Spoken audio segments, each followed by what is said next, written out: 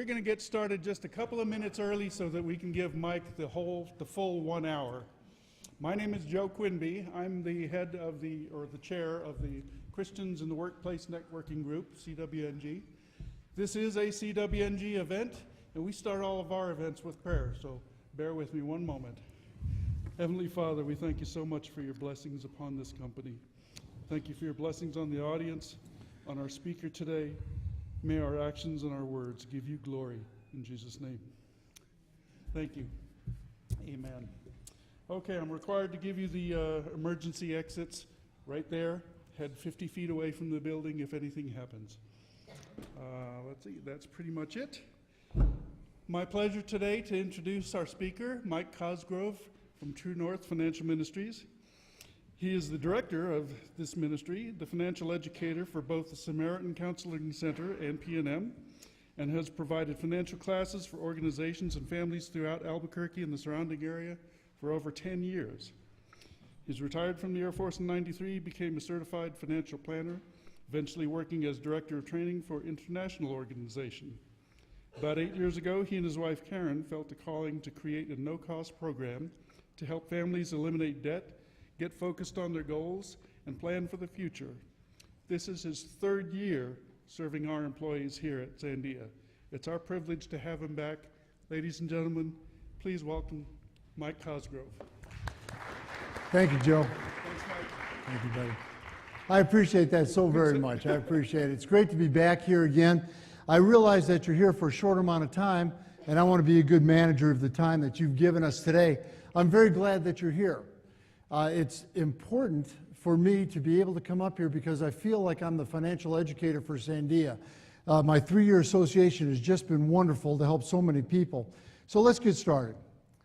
First of all, let me tell you while I'm here. My wife and I, this is my wife Karen down here in the front. Put your hand up. There you go. That's my wife Karen. Look at that. You even get applause. How cool. All right. Karen and I have struggled.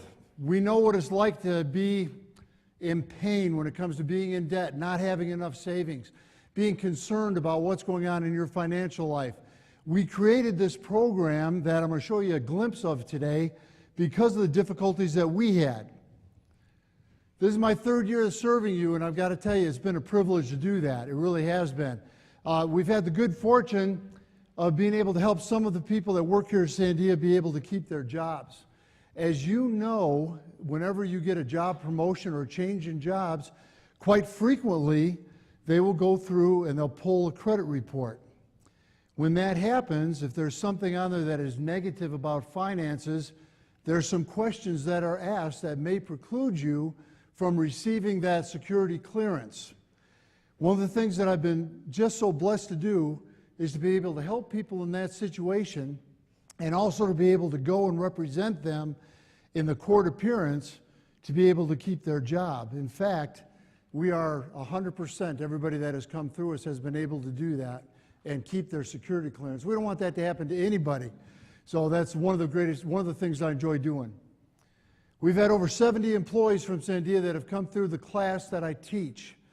We also have had over 300 phone calls with questions. Now, not 300 people obviously haven't come through the class, but word of mouth is getting around to the employees, and somebody's saying, man, I got a question about my 401 or my retirement or college or whatever it is, and somebody picks up the phone and they call me, and I take that call, and I'm here to be able to help. You'll find that one of the things that I love to do is assist people, and I'm always available.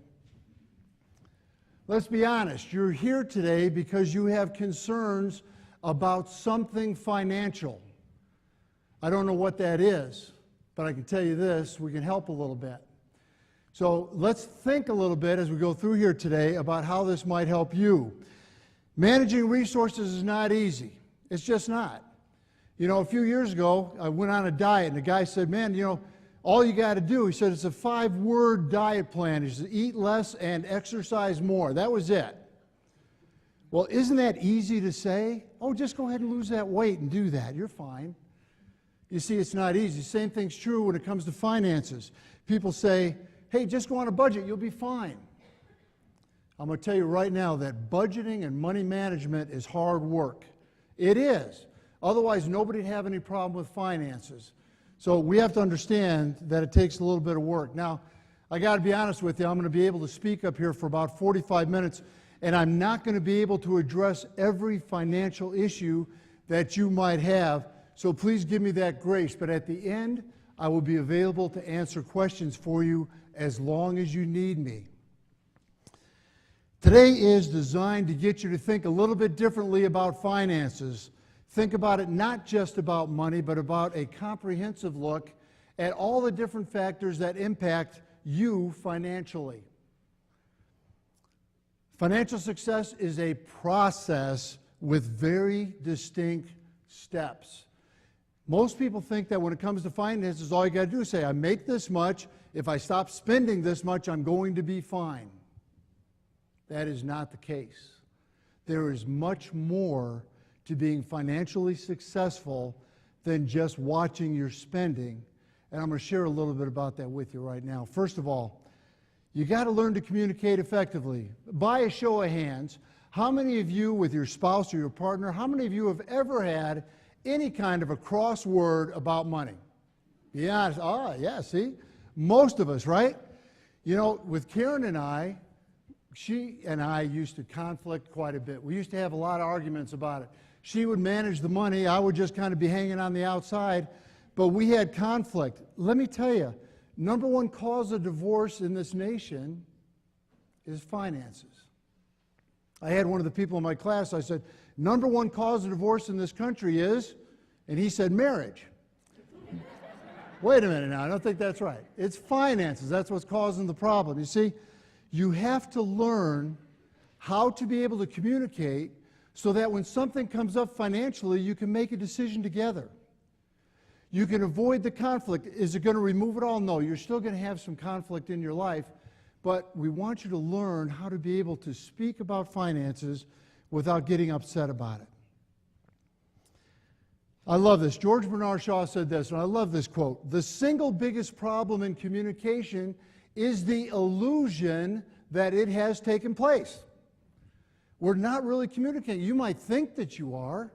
You might come in and say, oh, look, I got paid today. I went out, we paid the bill, we got the electric, we got the gas, this is all. We're good. That's not communicating.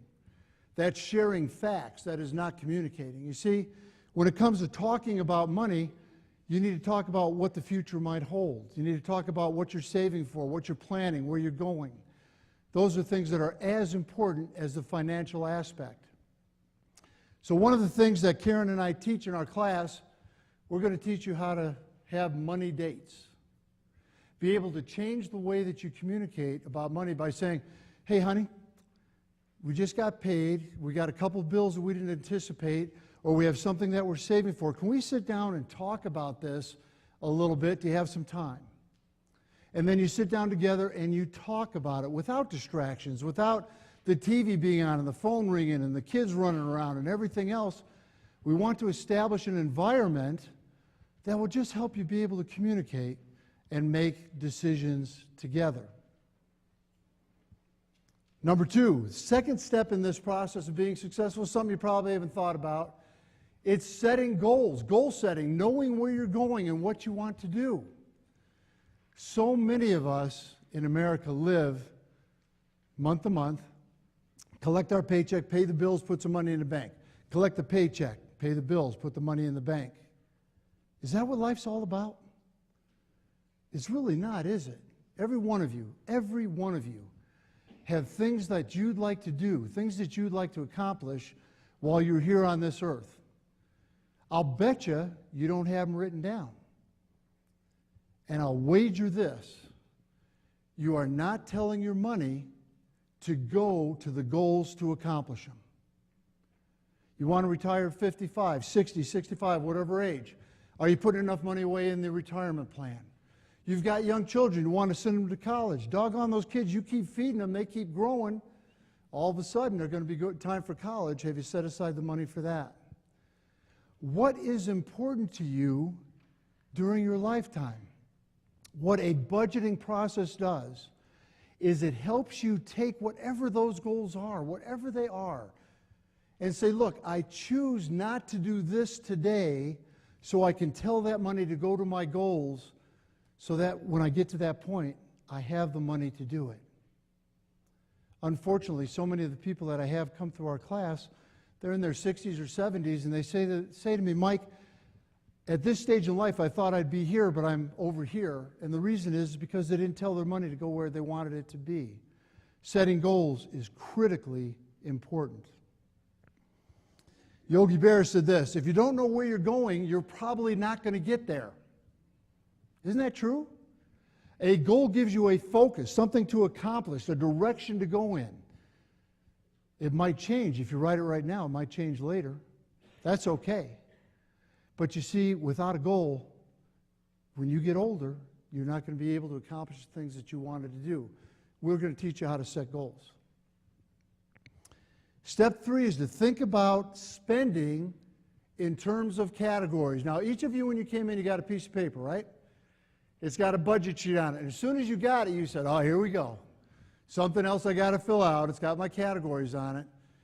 My friends, I want you to understand one thing. For you to be able to take control of your finances, you have got to make a conscious decision on how much you want to spend in a category. Let's take a look at some of these categories. First of all, on the first page, just flip it over. It shows your income coming in, right? What the front of this is, and I encourage all of you to do this tonight when you get home. The first thing, you got to know how much money's coming in. Every penny of what's coming in and how much is going out. So now when you get your pay statement and you look at it, you're going to have a gross amount of pay on there. And then you have a whole bunch of stuff that's coming out. Uncle Sam wants Social Security. They want federal taxes. They want state taxes. So those are things that are deducted. But there's also other things that are taken out of your check pre-tax. For example, your contribution to your retirement. Maybe your medical, your dental, your vision, whatever's coming out. When was the last time you sat down with your partner, your spouse, and sat down and said, hey, babe, let's sit down here. Let's read over our pay statement. Wouldn't that be fun? Let's do that. We're not doing that, are we? Because why? You think it's going to be right every time. But the reality is you need to pay attention to that pay statement so you know where that money is going. And then when you get to the bottom line, you get down right here, you add up all the money coming in from all these possible sources, take out the taxes, you're going to get what's called net spendable income. Here's a revelation for most Americans. Your net spendable income is all you have to spend. There's a concept, right? But we don't do that. We know what the bottom line is, but we say to ourselves, well, just this month, I'll buy this sweater that is to die for, and I'll put it on the card and I'll pay it off at the end of the month. Anybody ever said that? I'll put it on the card, pay it off at the end of the month. That means that you're spending more than you're earning. When you look at this bottom line of what the net spendable income is, that's it. That's all you have to build your budget with. Now you have to decide on how you're going to spend that. Let's take a look at that. We're on number 1 on the back side of your form that I gave you. The first thing that I recommend that you look at is where's your money going as far as giving? What are you doing for that? Now, you may be giving to a church or a charity of your choice. How much are you doing on a monthly basis? This entire form is monthly. So you look at that and say, look, to the charity, American Heart Association, we're doing 20 a month. To the church, we're doing 40 a month, whatever it is. But also think about money that you might be doing to help other people, other things that you give. In other words, you need to know how much you're giving, and I want you to write it down on here. This is showing where your money's going. The second category up there is housing. Now, normally when I say housing, people say, well, this is how much my mortgage is, we're done. It's not true. Your house includes everything that is on this list. It's going to be your cable television, internet, Netflix, electric bill, gas bill, etc., all the way down this line. How much are you spending on where you live, whether it's an apartment or whether it's a house? You need to understand how much money is going out to maintain that household. The third category is food. Now, when I'm talking about food, I'm not talking about stopping at Burger King on the way home from work tonight and picking up a meal. That's entertainment. We're going to do that in a moment. But what I'm talking about here in the food category is the money that you spend to fill up the refrigerator or the pantry at home. What are you spending monthly to do that? Write that number down in this category. The next one is the car category. This can get a lot of people in trouble. In fact, I would say that more than 50% of the people that I sit with, they're struggling financially, but one of the reasons is they bought the new Lexus that'll park itself, parallel park. Nice car. I can't afford that. But that can get you some trouble. So let me ask you, as you're going through the expenditures here, do you have a payment or are you having a lease? Are you insured? Hopefully you are. With your insurance, how much is that costing you? How much does it cost you to put fuel in the car or to maintain that car over the course of time? Let me just explain something right here. You look at repairs and maintenance that's up here. Right now, you don't know how much it's going to cost you to take care of your car for the next year, right? But maybe you can take an educated guess. Let's say, it's going to cost me $600 next year to maintain that car. Then in this case, you could say on a monthly basis, we put away, and I'm hoping I'm doing my math right, $50 a month would be in that category. So you are prepared for something when it comes up with your vehicle. You see, when you budget, you plan ahead, and you're ready for things that are unforeseen. Other items in this, you might have roadside assistance or maybe registrations and emissions. You see, nothing is too small. When I'm talking about registrations and emissions, that's only a couple bucks a month, right? The pennies are the things that kill you. It's the small expenses. You know how much the house is, but all these small things are sneaking out. We want to capture all of that so that we're not spending unnecessarily. Come down here to the insurance. Some of this, you'll notice these asterisk items right here. Those items may be coming out pre-tax in your check already. If so, you take it off the front of your stub, your pay stub, and plug it in right here. So you may have life insurance through a commercial organization. You might have group term here through Sandia. Medical insurance, short-term and long-term disability, dental, what else? Take time to get to know where your money is going. Pay attention to that because you may not want it to go there. You have to make that kind of a decision. Then we've got debt. Woo. When Karen and I first started this program, when we first started writing this down, we said, okay, let's do the debt category, honey. We had about a page and a half. There's not enough room on here for the debts that we had in this category. Now, I'm going to tell you this. I don't know where you are today, but I know this. If you have $1 in debt, it's too much. You don't have to do that if you control the way that your money is managed. We're going to talk a little bit about eliminating debt as the hour continues. So when it comes to debt, you may have these: credit cards, student loans, pension loans, personal loans, payday loans, same as cash loans. There are a bunch of ways that people can get into your pocketbook and put you into debt. I don't want you to do that. I want you to live a debt-free life. And believe me, it's possible. Karen and I have been completely debt-free for 6 years? About 6 years. Not because we're that smart about this, folks, but because we have a program, a process that works. Entertainment. Can this get you in trouble, entertainment? Oh my gosh. Yeah, we all like to have some entertainment, and we don't want you to not do that. We just have to think in context of how much is the appropriate amount based on the reality of the finances, not the emotion of the purchase. Is money emotional? Man, let me tell you, spending's emotional. I have got to have that. Look, that's perfect color. I love it. I've got to have it. That's emotion. And we have to be able to control that as much as we can. Karen and I had a class one time. We had a very nice couple that came through, and she told us that she had 37 pairs of shoes, and she doesn't feel like she has enough to make it. She's emotional about that aspect. It's okay. We just got to learn to control that so she doesn't spend that much money. So entertainment is dining out. This is stopping at the Burger King, the McDonald's, or going out to eat at Outback, or whatever you choose to do. Remember, that's separate from the food category, right? It's separate. Hobbies that you might have. Vacation would be entertainment. So if you're setting aside money, let's say that next year You want to go to Disney. All right, let's go. Well, how much is that going to cost, and how much a month are you setting aside?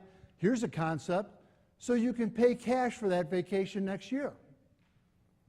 If you haven't done this and you're not planning ahead so that you can go to Disney, next year you might be taking a vacation at Moriarty. I don't know.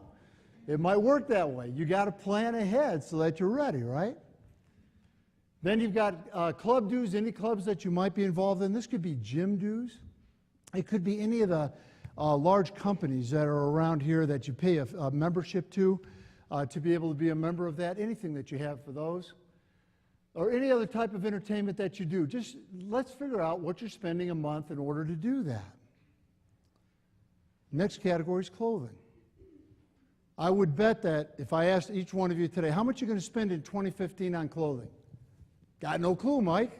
I don't know. That's the norm, right? We don't know. But wouldn't it be better to set aside some money now, a little bit out of each payday, so that when it did come time to buy the new jacket, new blouse, whatever it might be, you could pay cash for that? You see, being able to manage your money and not overspending is what keeps you out of debt. And debt is what keeps getting you in trouble. We also got emergency savings. Emergency savings, let me just clarify this. It is not the money that you have in your investment portfolio. It is not the 401 that you have here. It's not your retirement plan. That's for future planning. What I'm talking about here in emergency savings is this. Do you have money in a bank or a credit union that is accessible today that you can use for an emergency? We need to be able to do that, because here's what happens. If you find out that an emergency comes up, let's say the transmission in the car goes out and it's going to cost you $1,000. Just taking a guess here. Normally what happens is we say, man, doggone it, the car broke down, the transmission shot, I need $1,000, what am I going to do? And we whip out what I call the plastic passport to poverty, the credit card, and we put that thing out there, we say, we'll pay it off over time. Wouldn't it be better to be able to go to your savings account and say, let me take $1,000 out, let's pay for that, we're done, we're good. Because you planned ahead. You prepared for things to come up. Medical expenses, this can get you in a lot of trouble. Now, there's a couple things that you might be doing right now. For example, you may have a flexible spending account here, FSA, that allows you to put away money pre-tax to be able to help with your medical situation. Do we have that here, Joe? All right. If you're not doing it, do it. If you're not doing it, do it. It is pre-tax dollars, and you can use that for anything medical that you wish, even things as getting prescriptions, going in and buying aspirin over the counter, getting new glasses. There's a lot of things you can do, and you're saving money by doing that. And by the way, just this past year, they allowed you to carry some of that over into the new year. Think about that. Other things that can come up in your finances, in medical, co-pays to doctors, prescriptions. All these different things happen, but we want to be prepared for that. So you need to plan ahead when it comes to that. Now, we have got the next category. This is miscellaneous. All right, now everybody hear this. This category is a giant sucking hole that your money is being thrown into and you don't see it. I'll just put that in miscellaneous. It's okay. No, it's not. But look, miscellaneous category is anything that does not fit in the other categories. It's anything that does not fit in the other categories. So the first one up there is gifts, right? Now, what's the first thing that comes to your mind when I say gifts? Christmas, right? Christmas. Is it just Christmas, though? Or during the year do you do other things that are gifts? You have nieces and nephews that have birthdays. Your husband and wife, you have birthdays. Moms and dads. People are having baby showers. You've got all these different things going on through your life, but you don't know how much you're spending there. And I would guarantee you this, if you sat down and added it up, you would be amazed at how much money goes out in a gifts category. We also have some things up there like newspapers and magazines. For you men in the room, the pedicures and manicures you're getting on a regular basis. Your beauty and barbershop, personal care items. This might be things like buying a special type of makeup or something along that line. Maybe your dry cleaning, pets and vets. How many of you have animals at home? Do they cost money? Oh my gosh, yeah. We all the time. You know, that's why God only lets them live 12 to 15 years, right? Give you a break so that you can save a little bit of money, okay? So I want you, and I love animals. We got cats, we had dogs, but they cost money. So you got to pay attention. Are you ready for vet bills? Are you covering the cost of their food? See, you got to think about things differently than you probably ever had before. And then we have the other category right here for anything else that is miscellaneous that you have not accounted for. Item number 12 is the investments that you have. Very, very important. Plan for the future. Your 401k is an example. Are you paying attention to how much you're putting in? How much Sandia Labs is putting in? How it's growing? Is it in the right place? Is it the right amount of money to achieve your goals? That's how you figure that out. Maybe you have a Roth IRA or some other type of stock or bond investment. Then you have school or child care. How many of you have children living at home? Do they cost money? Yeah, you got to feed them. There's laws. There's things you got to do, right? Children cost money, but we got to know how much. So you look at this and you say to yourself, all right, how about children activities? How about going to soccer or ballet or whatever they're doing? Does that cost money? Yeah. You look down here and you say, are they going to a private school? That's tuition. How much am I paying? School supplies, transportation. There's a lot of things that you got to think about. But you see, you got to do it in context of the real numbers of what you make. So you take this, you add everything up. We come down here, we get the net spendable income from the front of the page. That's how much money you have after taxes are taken out. That's how much money you have to spend. I add up all of these categories. I get the calculator out. We're having a money date, right? The two of you are sitting down together. You're saying, I love you, baby. Let's talk about money. And you sit down, you add this all up. And you get down to the bottom, you're going to have a positive number or you're going to have a negative number. If you have a positive number, you do the wave. Woo, man, we're in there. We did good. If you have a negative number, we have work to do. But this document is the starting point to figure out what your money is doing. It's a lot more than that, but this is a starting point. So, I want to tell you this. After you fill this form out, you get it all filled out. Think about what you've done so far. You started communicating about finances. Then you sat down and you wrote out your goals so you can figure out where you want to be. Then you filled out this financial snapshot worksheet so that you could see exactly what's coming in and what's going out. Now I want you to analyze the budget. I want you to analyze it. And you got to ask yourself one very important question. What needs to change? And it's based on your goals, my friends. If you're going to tell me you want to retire at a certain age, or you want to travel, or you want to do something with the kids or the grandkids, anything in your life that you want to do, now you look at your form, you analyze, we're going to give it to you when you come to class. You look at an analysis form, you say, what needs to change? Maybe it's this. Maybe you need to say, you know what, in gifts, maybe I need to reduce that by $40. Maybe I need to, in entertainment, we need to maybe eat out just a little bit less so that I can put that money in a college fund for my kids.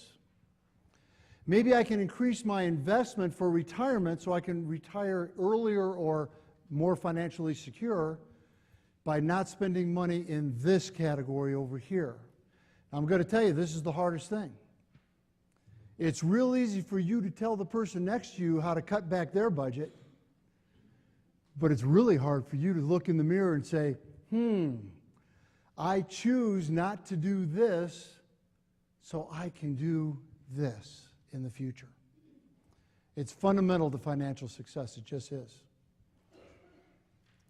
Next thing you got to do is you got to think about putting a budget together. How many of you are just thrilled with the idea of putting a budget together? Man, I cannot wait to do that. Anybody?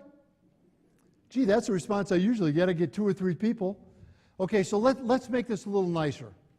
Does it make it better if I say, let's put together a spending plan? Does that help? A spending plan. Isn't that nice and gentle? But it's not. It's a budget. It's a budget, the B word. Let me tell you something about this. Over your lifetime, you've probably read a lot about budgeting, heard from other people about budgeting. You've had a lot of different ideas and thoughts about it, but you haven't done it. Because most of the stuff that you find about budgeting is informational. It tells you, yeah, look, just do this. Put your categories together and don't spend too much. Have a good day. Bye. But it's harder than that, isn't it? To put together a real budget and live by that, it's work. It changed our lives. It changed hundreds of lives of people that have come through our classes. Now, I'm going to tell you something that you're going to find surprising. It doesn't have to be anything complicated. In fact, it can be very, very simple. You see, this is our budget binder, my wife and mine. This is our real budget. It's beat up. It's been abused. It's been dropped. We might have thrown it at... No, we haven't done any of that. You see, most people in today's world, they would say, look, I can go online, I can use Quicken, and it keeps track of where my money's being spent, and that's my budget. Really? You see, products like Quicken and those types of things, they are accounting tools. They tell you where your money has been, and they give you a pretty pie chart every year. This, my friends, tells your money where to go so that you can be in control. Now, a lot of you are sitting there saying, wow, that's kind of old school, Mike. It's a 3-ring binder. In fact, oh, here you go. Goodwill, 99 cents. Am I a finance guy or what? I'm saving money. You see, you don't have to make this complicated. We make every financial decision with something as easy as a 3-ring binder. You see, when we open this up, it has all the categories that are on that financial snapshot that I gave you today. In every single one of these, we have got the budget, what we're going to spend every month. We open this up, and there's a ledger page that tells us exactly how much we spent and how much we have to spend for the remainder of the month. So, for example, if I went to the automotive category and I looked at my gas budget, I have a whopping $86 left in the gas category for this month. Now, we have another payday coming up, so I'll put some more in there. But you see, here's the thing. I can go to the top of my refrigerator and I can slide this thing off, and Karen and I can sit down together and we can make financial decisions together, not fighting, not being concerned. And you know, when it comes time to spend money, if we say, you know, I think I need a new pair of shoes, that's great, honey, let's take a look. Let's go to the clothing category. Oh, you got $84 in there. Will that cover your shoes? Good, we're good to go. If not, let's wait another payday so you can get another couple dollars in there. You see, application level budgeting is different than you've ever done before. It is easier than you've ever seen before, and it will absolutely change your life. It's not high tech. It's easy use, and there's a difference.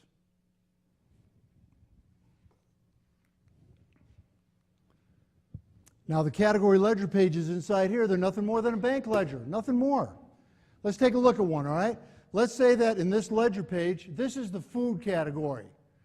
So the food category, I'm just using a number here. We're going to say that you're spending $300 a month on food. Maybe higher, maybe lower, whatever your situation is. So you've decided, based on your financial snapshot, how much you want to spend in the food category. You've decided that. You don't want to go over that. So here in the food category, you get paid, let's say it's August 1st, you get paid and you decide that out of your paycheck, $150 is going to be allocated towards food in this particular payday. That money can be sitting in a cash envelope where you like, but most people leave it in a checkbook, and that's fine too, however you want to do it. Now you go to the grocery store and you spend $135, and you have $15 that is remaining at the end. I'm sorry, this should be over there. It didn't quite transfer over to this computer. Then you get another deposit on the 15th of the month. You deposit another $150. Now you have $165 in there to spend that month on food. You go to the grocery store, you spend $127. Now that 38's over here with your balance. You have $38 remaining at the end of the month in food category. The question is, what do you do with that money? Any ideas? What do you do with that? How many six-packs can you buy? No, I'm just kidding. you leave the money there. You leave it there in that category. Why? Because what happens to the cost of food at Christmas and Easter and Thanksgiving and all these holidays, right? It's going up. So these categories, you're thinking annually, but you're preparing monthly. Now, I know how much money I have in every category that I can spend. And you know what? It stops me from overspending. Allows me to take control.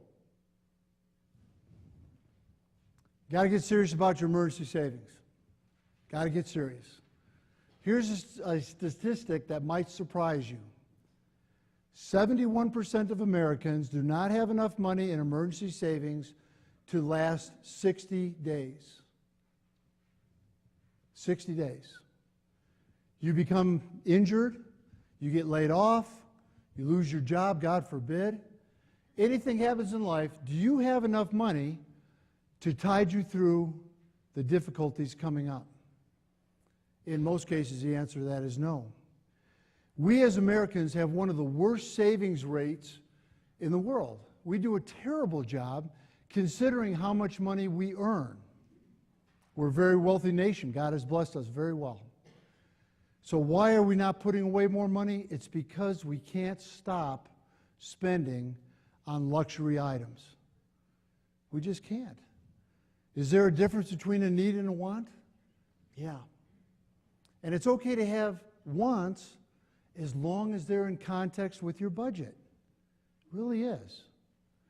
You see, when it comes to savings, here's your first goal. You want to start saving something right now, a little bit every month. I don't know where you are financially, but if you're struggling and you say, Mike, listen, I might be able to put $5 a month away, do it. Put away $5. Start somewhere. Now, here's what emergency savings is. It's money that you put away, and now listen to this, you leave it there until an emergency happens. You don't take it out in the middle of the month to go to the movies. You leave it in there. Your first financial target is this, $1,000 in savings. That's your first target. Why? Because $1,000 will cover 90% of your emergencies. Start there. Then you want to get 1 month's living expenses. In other words, everything that it cost you to live for a month, that's how much you should have put aside as your second goal. Your third goal is to save up 3 months of what it takes for you to live and put it in a savings account. That's your target. Eliminate debt. By a show of hands, how many of you would like to live debt-free and do it forever? Oh my gosh. Karen and I could not wait. I'm going to give you the Reader's Digest version of our situation. $22,000 in credit card debt. We had a fifth wheel that we owed the bank close to $38,000 on. We were spending everything that we had. Over the last 8 years, by changing, by coming up with a plan, we are debt-free. It took work and it took focus. Now, you're going to see stuff all the time on TV. Hey, eliminate your debt. Call this number. Do this. No. No. You can do it yourself. You can do it yourself. I want you to be debt-free, and you can do it sooner than you ever expected. Here's the next step, my friends. We have talked about a lot of things, but I want to just ask you a couple questions. You're here today because you have some financial issues that are going on in your life. Absolutely. My question to you is this: are you done with that? Are you done living paycheck to paycheck? Are you sick about being in debt? Are you worried about what the future is going to hold? Do you wish you could give more? Do you want to raise your children in a different fashion? If that's the truth and that's what you want to do, then you need to take action to do it. Some of you have seen in my classes before, and it's wonderful to have you here. But you see, I would prefer it if you take pen to paper and get out a calculator and change your life. That's what I want you to do. I wish, and I told Joe, I said, Joe, can you give me more time? I've got an hour. I could spend 6 hours up here going in detail through everything because Karen, I really do care about where you're at. Boy, you've heard things on TV all the time. But you see, here's your next step. Let me tell you a little bit about what we do. We teach a class called the Money Academy class. It's going to take some time. It's 6 weeks long. And right now you're going, man, I don't have 6 weeks. But it's only one night a week for 2 hours. That's all it is. I'm going to make you work. I'm going to make you work. I'm going to give you homework. I'm going to have you do things and hold you accountable. Why? Because at the end of that 6 weeks, I want you to have a plan in a 3-ring binder that's going to change your life. That's going to change your life. Now, I got to tell you this, and most people don't believe it. It's free. Everybody listen to me, please, because people ask me this question all the time. Yeah, nothing's free. It is free. I don't charge you anything. I do accept chocolate chip cookies upon occasion, all right? I'm a retired financial planner. I do this because I want to help other people. You will not be asked to give me a dime. Is there any question about that? Now, a lot of people also think, well, if it's free, it must not be worth anything. It's one of the best finance courses you're ever going to attend. And it's real. And it's using your numbers, and it's using your debt, and it's helping you think differently about money. And that's what is involved in that academy. We're going to be there to support you. You see, I'm not naive enough to say, look, after you finish the 6-week course, it's going to be all flowers and puppies and life's going to be good. It's not. This is hard work. So we're there to support you. I give you my personal cell phone number. You don't call after 9, this woman will hunt you down. But I take calls all the time because I know that this is hard work. So if you get in a situation where, hey, my car broke down, I only have $500 in savings, Mike, what do? We can talk about it. We can work through it. Some of my families have been with us for 3 or 4 years, and we're getting them there. Some only come for a short amount of time, but we're there to support you. We do this thing called dessert night. We do it every month. If you graduate from this class, once a month you come in. I don't care what you wear. You can wear shorts, flip-flops, and a pith helmet. I don't care. The admission price is chocolate. Do you get a recurring theme here? But you come in, you sit down, we help each other. Everybody works together. The graduates that have been there and done that will help you. We'll be there to help you. Karen and I as the instructors. Because we want you to be successful. We don't want you to go through a class and we pat you on the back and we say, oh boy, good luck. Because you'll fail. We're there to support you.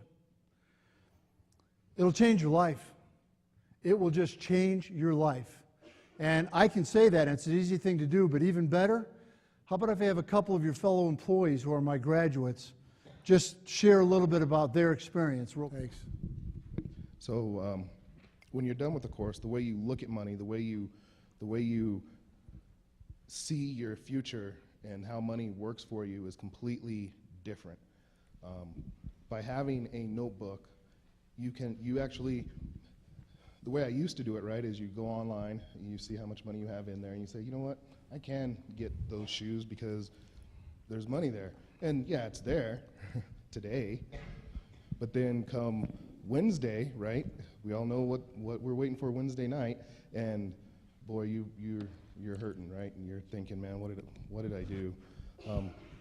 That doesn't happen anymore.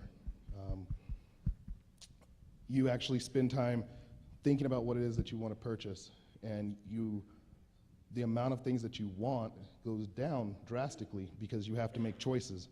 Before, you could play this game, well, if it's there, I can spend it. You don't get to do that anymore because you know how much work it took to get there. And so this class is a very useful class that gives you practical knowledge, and it frames your day, it frames your week, and you're thinking more about tomorrow and not about what you're doing right now. So I would encourage anybody to take this class, the 6 weeks, 2 hours. It's hard work, but you're learning something that you can take with you as you move forward. I look at my binder every day, and this Christmas wasn't as painful as last Christmas. So, you know, if you're tired of chasing your money, this is the way to go. Thank you, Rashad. Appreciate that, buddy. Thank you. And we just have time for one more. I'd like Vanessa, for just a moment, Vanessa, if you could, and right there, and then I have to get you guys back to work, but if you bear with me for the, Vanessa. So I first started Mike's problem about a year ago, or program about a year ago, when I had identified some financial problems of my own. And the first time was very painful. You saw where you have to go through and put your categories of spending in there. I was blowing entertainment every month. You know, I was wondering why I couldn't make my student loan payments. Well, you know, I was going out, eating extravagantly, going to the movies, going to yoga, doing all this stuff. And this plan that Mike puts together really helps me see where I'm putting my money every month. And like Rashad said, you're changing your wants. You're like, you know what? I don't really want this anymore because I know how hard I'm going to have to work for it. And the first time was really tough to go through and identify and look at yourself and say, I can really make some changes. The second time around, I dragged my buddy Rashad. I dragged my sister because I needed accountability partners, other people to say, you know, are you looking at your binder every day? Are you checking on your categories? Where are you at? Also, when you bring your friends and your family into it, it becomes not so awkward to say, you know what, can't go out to eat this week. We're going to have to eat at home because everybody's in it together. So building this community of individuals that are in this plan with you is really a great thing too. And the dessert nights that Mike mentioned are really useful too, because you might run into a problem. You know, I had ankle surgery. I had some other stuff come up. You take your problems to a group of people in the same boat as you. It's like, you know, help me identify what I should do. Are these good ideas? You get support.